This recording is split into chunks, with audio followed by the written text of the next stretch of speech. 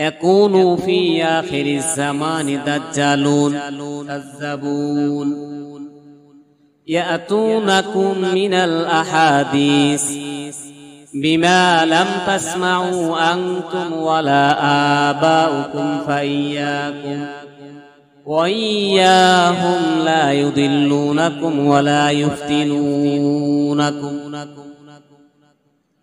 পয়গম্বর সাল্লাল্লাহু আলাইহি ওয়াসাল্লাম বলেন, দুনিয়ার মানুষ শোনো, শেষ যুগের মধ্যে, শেষ জমানার মধ্যে অনেক দাজ্জাল মিথ্যাবাদী বের হবে। তারা তোমাদের সামনে এমন এমন হাদিস পেশ করবে, সুন্দর সুন্দর হাদিস পেশ করবে, যে হাদিসগুলো তুমি শোনো নাই, তোমার বাবাও শোনে নাই, তোমার দাদাও শোনে নাই, তার দাদাও শোনে নাই, তোমার বংশধর থেকে যত মানুষ কবরের মধ্যে চলে গেছে, তোমাদের পিতৃপুরুষ কেউ শোনে নাই। এই সমস্ত হাদিস তোমাদের কাছে পেশ করবে। তবে সাবধান, সাবধান করে দিলাম ও নবীর উম্মতের দল, সাবধান করে দিলাম, এই সমস্ত হাদিসগুলো তোমরা গ্রহণ করবা না।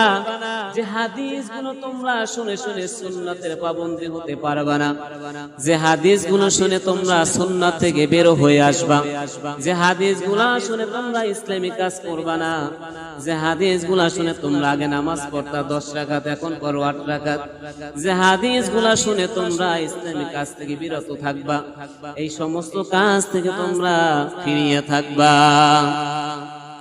আল্লাহ নবী করিম সাল্লাল্লাহু আলাইহি সাল্লাম বলেন, আমার পরে অনেক হাজার হাজার ইমাম বাইর হবেন, ইমাম বাইর হবেন। বিভিন্ন সেক্টরে সেক্টরে ইমাম বলা হয়, নেতাকে ইমাম বলা হয়।